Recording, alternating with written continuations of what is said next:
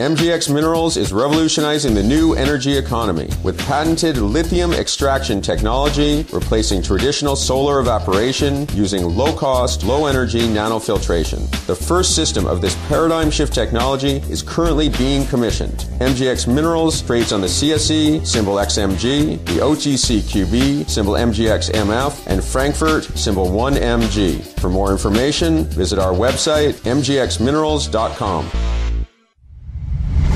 You're listening to HowStreet.com radio, available online at TalkDigitalNetwork.com. Welcome to HowStreet.com radio, the online source for market opinions. Here is Jim Goddard. My guest is home ownership consultant Ross Kay from the wealthyhomeowner.ca. Welcome back to the show, Ross. And thanks for having me back, Jim. Ross, your weather there just outside of Toronto, what's it like today?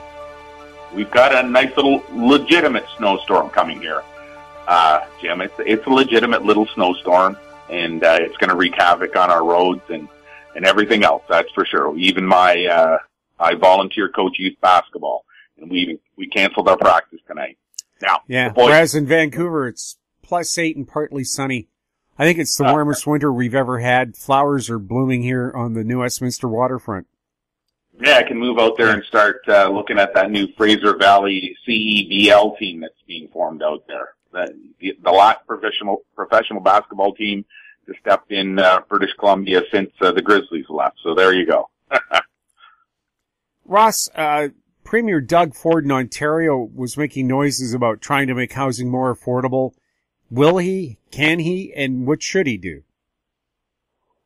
Well, the very first thing he should do is, I've said in the show for a couple of years, is A, do not listen to realtors. B, do not listen to mortgage brokers. C, do not listen to economists. And D, do not listen to city planners, because they all believe falsehoods. The only way that Doug Ford can alleviate the situation in Ontario, first of all, his first choice should be leave it alone. Because the housing market in Ontario is correcting right now. Housing prices are falling. This is happening out in British Columbia as well. This is happening in Alberta. This is happening in every province, and it will soon be happening in Quebec. You just need to let these housing corrections unroll. Because when these housing corrections are done, affordability has a huge boost. All of the talk, the nonsense, the stories that you've read, all the academics that have been out there pontificating over the last couple of years are proven wrong. Because a house price correction always returns prices back to where they should be, which means affordable.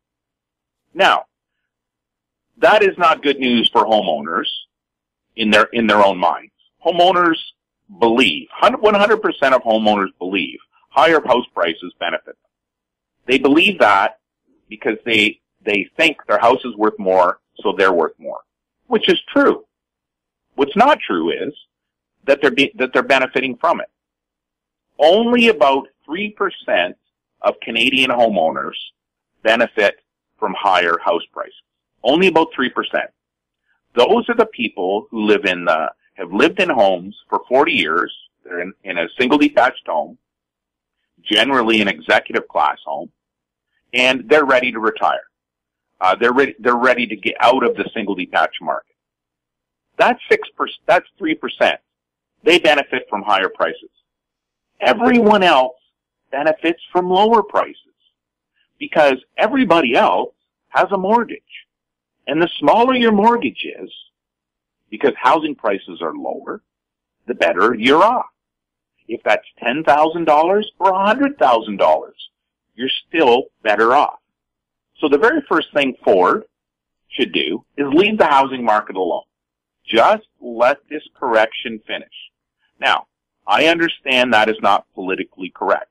I understand that Bill Morneau, Justin Trudeau, going into an election with housing markets in all the provinces losing prices, is going to be trying to look to get the housing market going again so that they don't look so bad when they're going to the election. I understand that. What the citizens need to do is leave it alone. Please let this correction roll out. Don't do anything that will stimulate demand in the resale housing sector. So that's the tip that Doug Ford will not hear from realtors, and he's not even going to hear it from the new home builders associations, because the new home builders associations believe the crap the realtors have fed them for the last 50 years. Doug Ford should open up supply in the province. You do that by allowing land to be sold for residential homes. That's all that the provincial government has to do. That's all that they have to do. Open up land. Make land available for developers. Don't keep trying to squeeze Canadians into smaller and smaller and smaller and smaller homes and building lots. Let the developers develop. Because you see what happens, Jim, is soon as the future land, so in other words, let's say that there's a field out in your local community that is currently zoned agriculture. Now, we're not going to get into the pro-agriculture, pro-development argument here, okay? We're not going to do that in this discussion.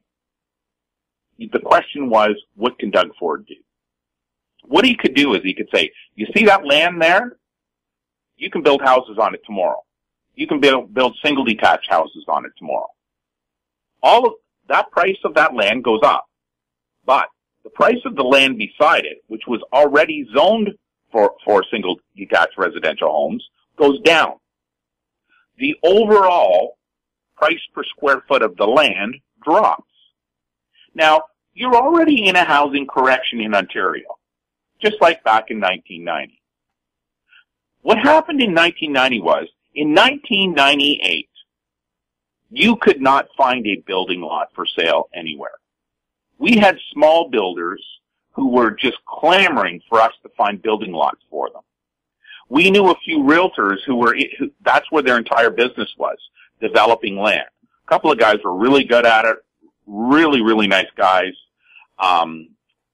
They were just the salt of the earth, the guys that were doing it.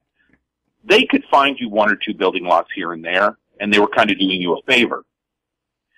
But generally speaking, we couldn't find building lots. Then by 1992, there were building lots all over the place. Because these speculators who were holding on to land had to release them because the land was dropping in value.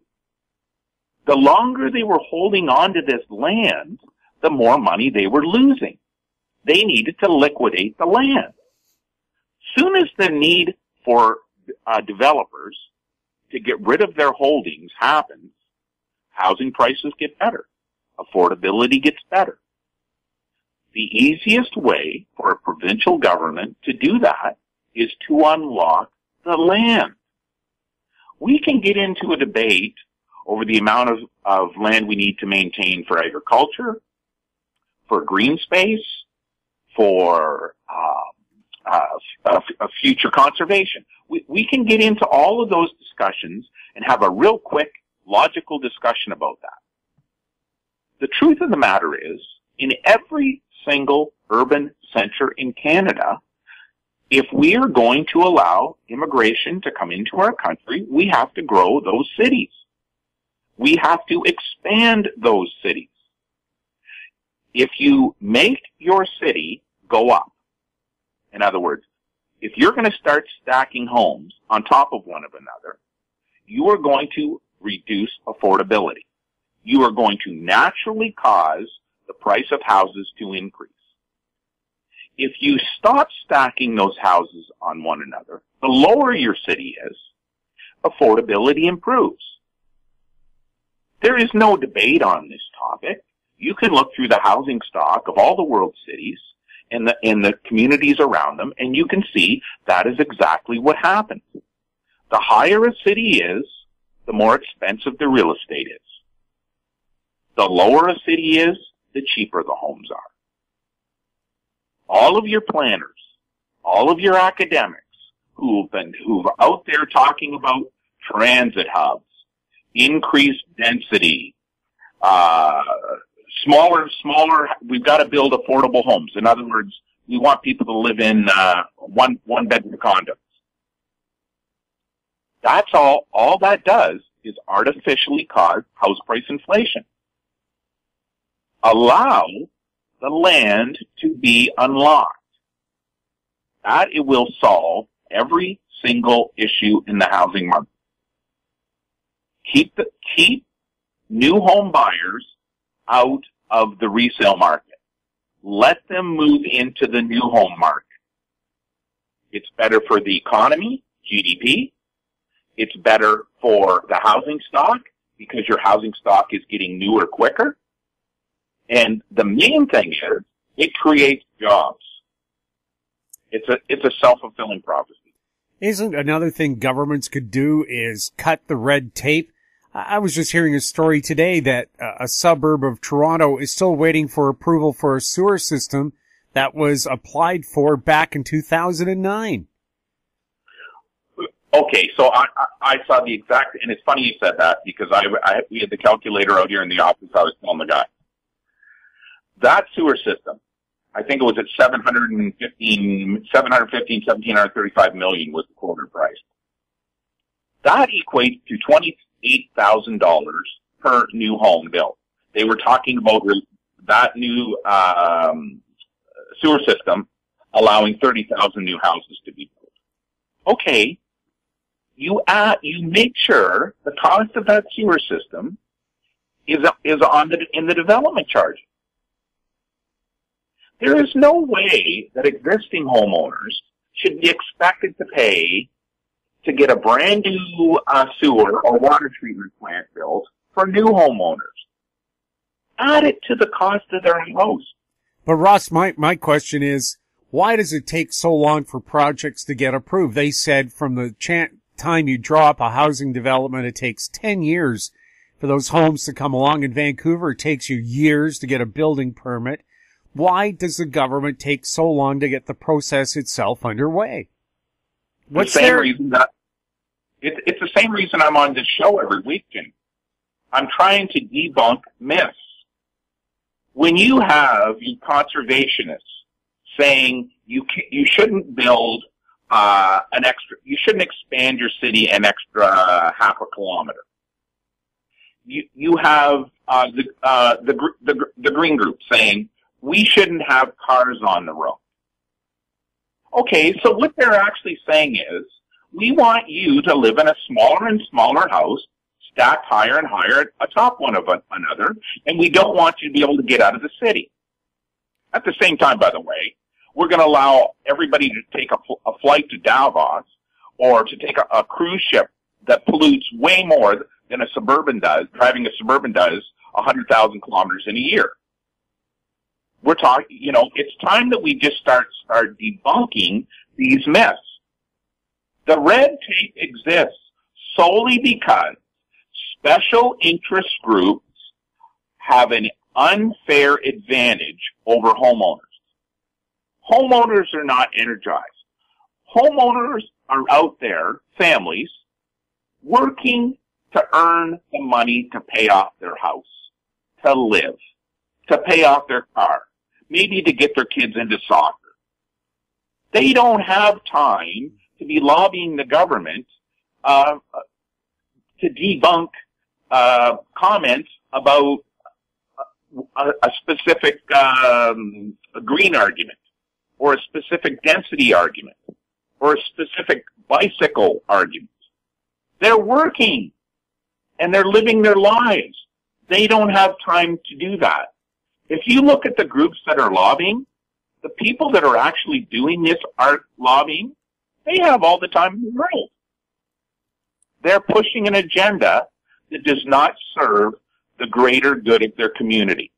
We are, in my personal opinion, we are the greenest country in the world. I know in my household, we are the most responsible, greenest type of family in the world. We walk almost everywhere. Seldom do we drive the car. We take transit. At the same time, we want single detached homes for our kids. We recycle. We're responsible with energy.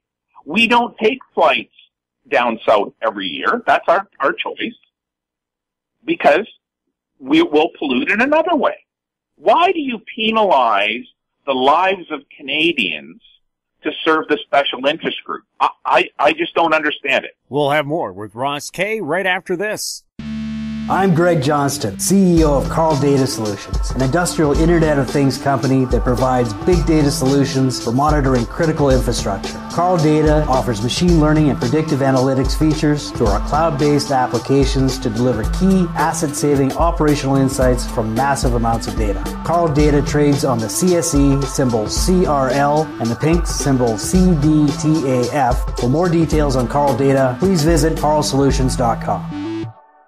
Avon Resources Limited is a gold exploration company with significant projects in British Columbia, Saskatchewan, and the Yukon. Trading on the TSX Venture Exchange, symbol ABN, and the pink symbol ABN-AF. Surrounded by world-class gold deposits and mines, Avon's 23,000 hectares Forest Kerr Gold Project is located in the heart of the Golden Triangle in northwestern BC. For more information, visit us at avonresources.com. Welcome back. We're speaking with Ross Kay. Ross, you're saying the free home program is now going to Merritt and Princeton, BC. What is the free home program? Okay, so the free home program is where Canadian families, young Canadian families starting out, choose to put down their roots in a community where the government transfers that they'll receive will pay for their home. So what we normally target are communities where you can purchase a single detached home for under $200,000. So that basically rules out a place like Vancouver. It certainly rules out Toronto. It rules out my hometown here in Burlington. But when I go west of Burlington, out to London, Ontario, I can find those homes. I can find them actually, some of them, as close as Brantford, which is technically within commuting distance to Toronto. In British Columbia, you've got to go out to Princeton and Merritt before you start to find properties in this price category. What it means is that if both of the husband and wife both earn minimum wage and they have 2 kids,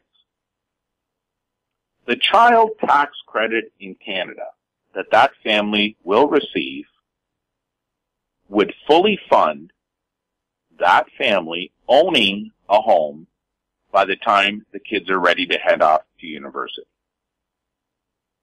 If you simply take the full amount of the child tax benefit for 2 children on a family that's earning $50,000 a year or less, actually it's up to $60,000 a year or less, the child tax credit alone will fully fund owning a $200,000 home and its property taxes, paying off the mortgage on a 17-year amortization. That's what it means. When we talk about home ownership to people, the millennial crowd, when I come on the show here and I say to millennials, I'm sorry, setting up your life to wash dishes in Vancouver makes no sense. You're better to move to Merritt, wash dishes in Princeton, and set up your life there. In Ontario, the choices are limitless. There is a huge amount of the province where you can move to and you can set up your life in a way that the government, the taxpayers, will give you the ownership of a free home by the time your kids are ready to go off to university. We're actually doing plans right now for a young couple that is going to moving out to Harrow, a small town in southeastern Ontario. We have for this family, the life that these folks are going to live out on minimum wage is unbelievable, Jim. Their child tax benefit is going to pay off their house in 17 years. So first of all, they are going to be homeowners in a great community with great education for their kids, great health care, great sports, great friends, great everything, and the taxpayers are going to pay off their house for it. They are going to have to spend none of their income on their house. All of the wages that they earn, and we did forecasts for them just on minimum wage, because there's lots of those jobs out there right now. They are going to be able to put away a staggering $1,000 a month into their retirement savings. And they are still going to be able to have a brand new car, live high off the hog, eat like kings and queens, and give their kids practically whatever they want.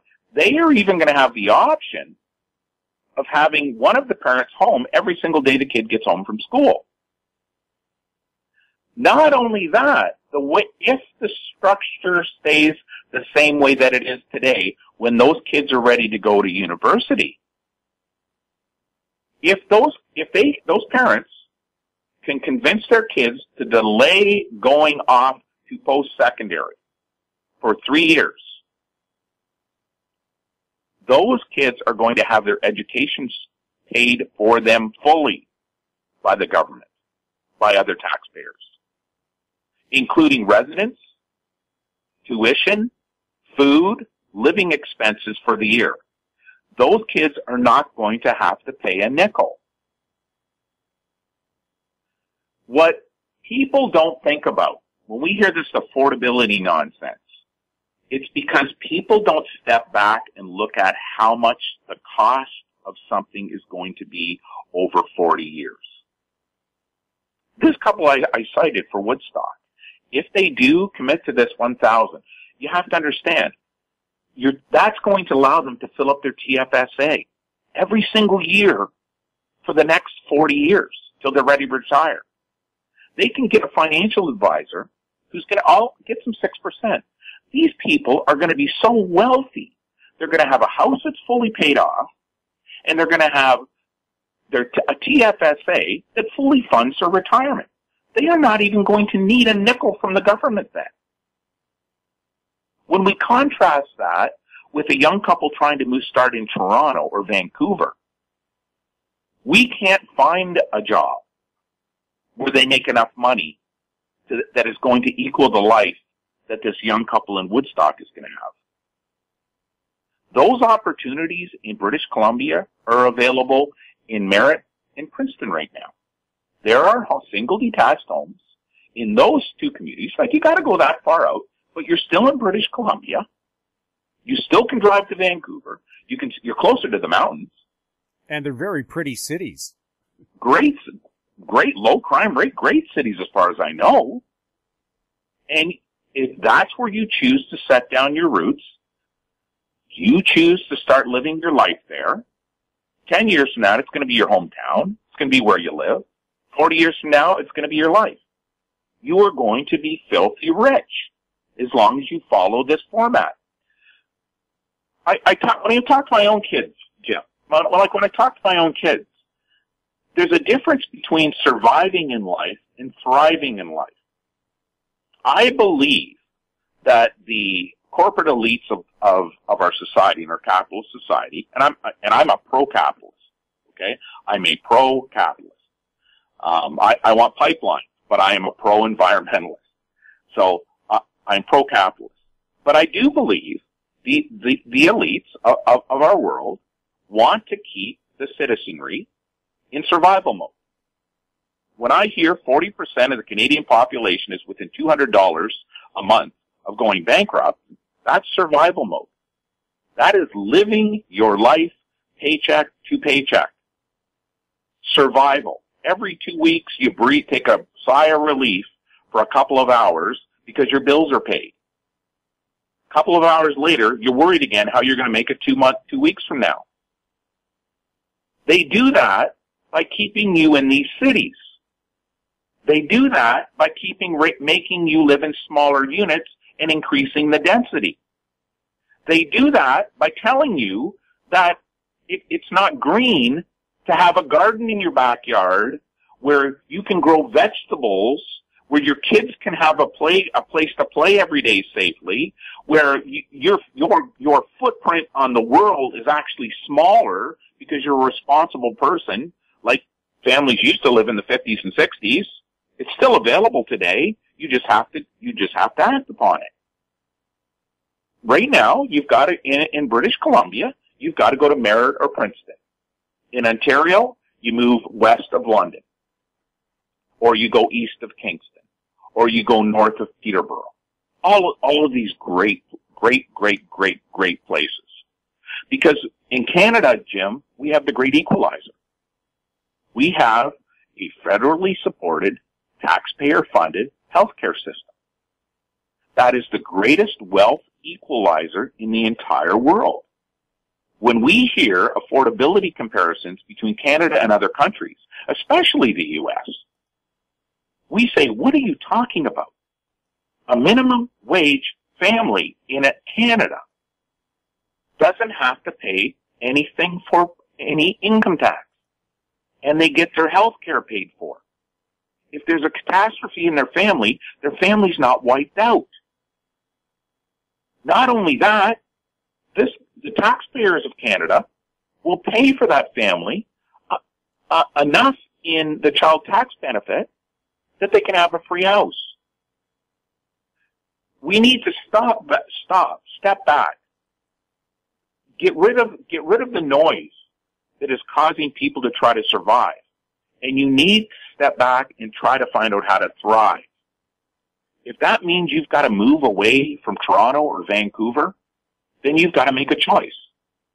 You can fight for your survival in those places, or you can move and thrive and become independently wealthy simply by moving somewhere else. 98.6% of all the money earned by Canadians is spent. Let the listeners let that sink in. 98.6% of all earned income is spent. All of it. If that's how you think that you're going to live your life, you're going to constantly be in problems. There are alternatives. You just have to take the time to sit back and decide if you like the alternative or not. What you're not going to get is the ability to thrive in a city like Toronto or Vancouver if you're not making over $250,000 a year. It is not going to happen. We'll have more with Ross Kay right after this. Arctic Star Exploration, operated by a team of proven mine finders, is focused on diamonds in Finland and the Northwest Territories of Canada. Work programs are underway in Finland and Canada. Arctic Star trades on the TSX Venture Exchange symbol ADD, on Frankfurt symbol 82A1, and the OTCQB symbol ASDZF. Please visit our website arcticstar.ca or call us at 604-689-1799. Don't miss out. Stay informed. Receive the HowStreet.com weekly recap with thought-provoking podcasts, radio, and articles delivered to your inbox. Sign up for the HowStreet.com weekly recap on our homepage at HowStreet.com.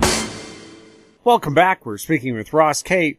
Ross, you mentioned that using a real estate agent can add up to 25% to the cost of your home.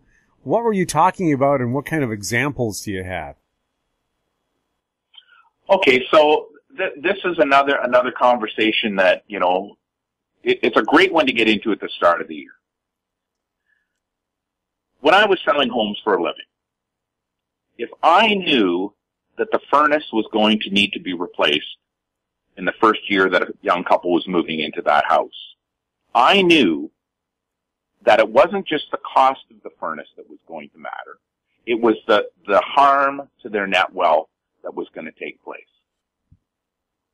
What I mean to say by that is, back in the 1990s, when I was first starting selling houses, when a young couple would buy a house and it needed a furnace, if I didn't plan prior to the purchase the $3,000 cost of that furnace would have added $12,000 of expense onto that young couple by the time the furnace was paid off.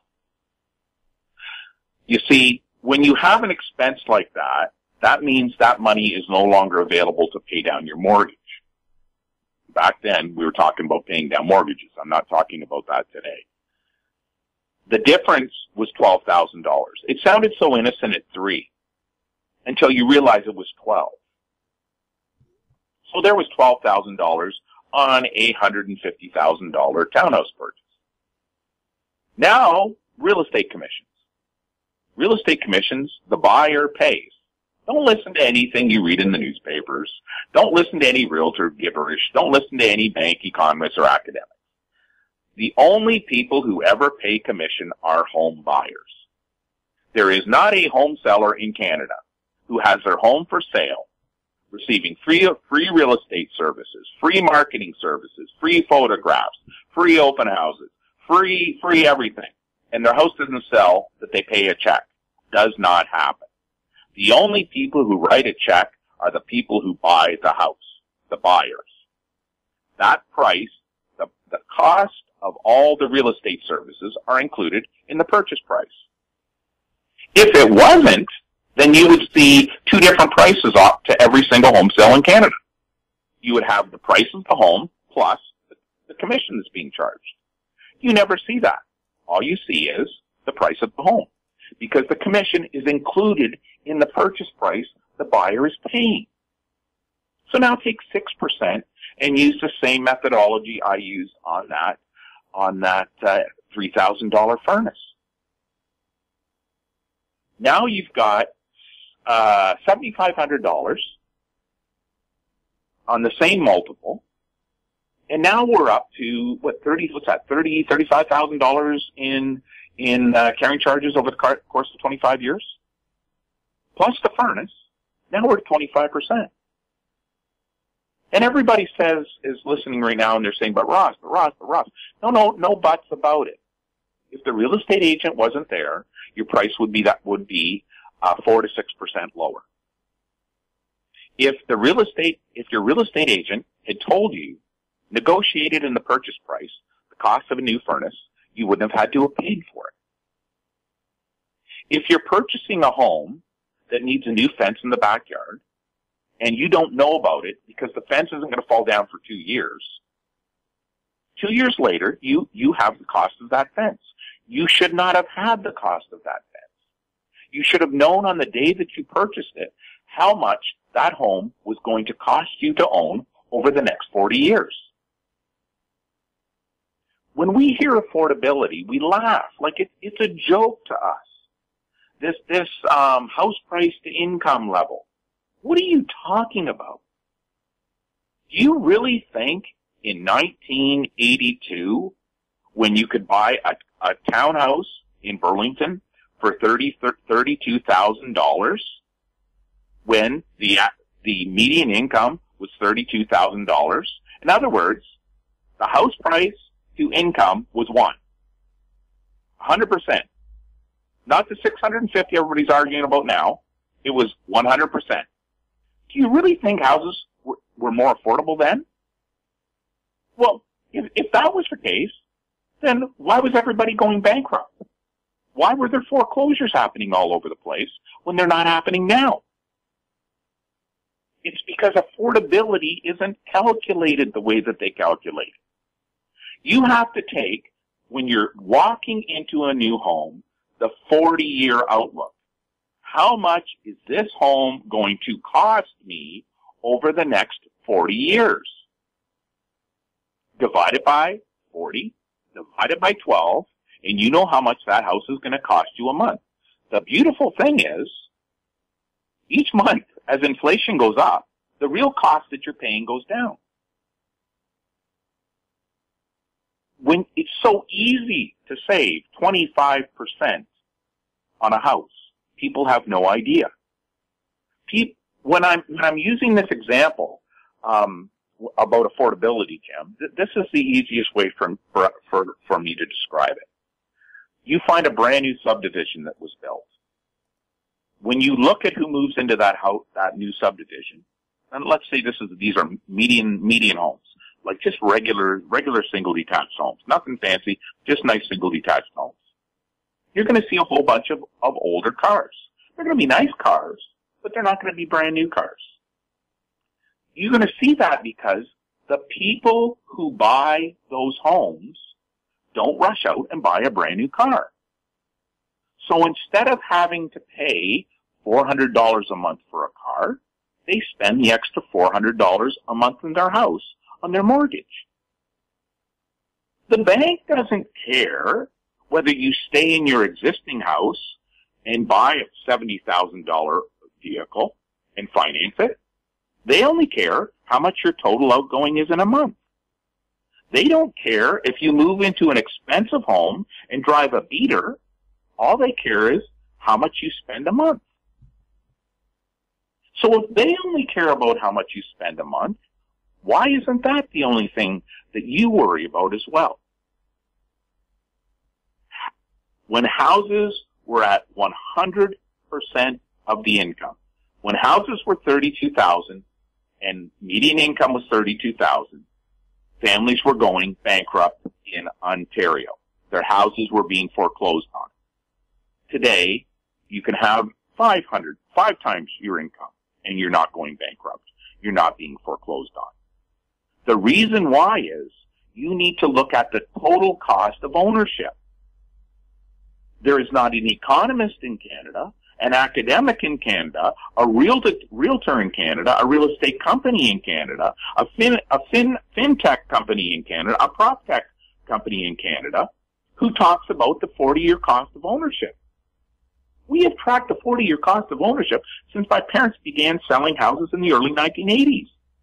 That's how we sold homes. You got a young couple who wants to get into the housing market. You lay out for them what the next 40 years of their life is going to look at. This goes back to the earlier question we talked about with survive versus thrive. If you know walking into a situation what the next 40 years is going to look like, and you have lots of room, what happens is I drive into that subdivision 7 years later, and all of a sudden I see brand new cars in everybody's driveway. Guess what? Those people didn't move. They have lived there for 7 years. Now, financially, because their home cost has stayed exactly the same, at the same time their income has increased, they can go and buy a brand new car. And if their house has increased in value, as we've seen the house price illusion has makes everybody think has happened since 2013, then all of a sudden the banks will lend you whatever you want. But guess what? You don't care. You know you can make the payment because you've lived in that house for 7 years. Your payment, well, it actually would have gone down historically over the last since about 1982 till November of 2017. Every time you renewed your mortgage was technically lower. Your income has gone up. Now, what's the difference between a tenant and an owner? Each month, each year, a tenant's rent increases. It increases a minimum of with inflation. The payment that they make each month, their cost of housing increases. So when we hear these affordability discussions, income to house price ratios, it's a laugh to us. Because the only thing that matters is your income to 40-year cost of ownership. When you buy that house, is that fence going to need to be replaced in 2 years or 10 years? Is the plumbing going to need to be renovated in 2 years or 25 years? Is the roof got 5 years left in it, or does it have 20 years left in it? Or is it going to have to be replaced in 6 months? You're not going to see real estate agents selling houses this year. Go on Realtor.ca and try to find one listing where all of these things are right. Dear home buyer, you're going to have to replace the roof in 2 years. Dear home buyer, you're going to have to replace the fridge and stove in 3 years. Dear home buyer, you're going to have to replace the driveway in 7 years. My firm has collected that data for 40 years. We go back over thousands of homeowners' experiences, and we have the timelines for all these. So when we come up with a 40-year cost of ownership for any home, so all of the members that are in the buyer's program, before they put an offer in on a property, they're told what that property is worth today, not a real estate agent conversation, what that house is actually worth in the marketplace. Second of all, what they're told is what that house is going to cost them over the next 40 years.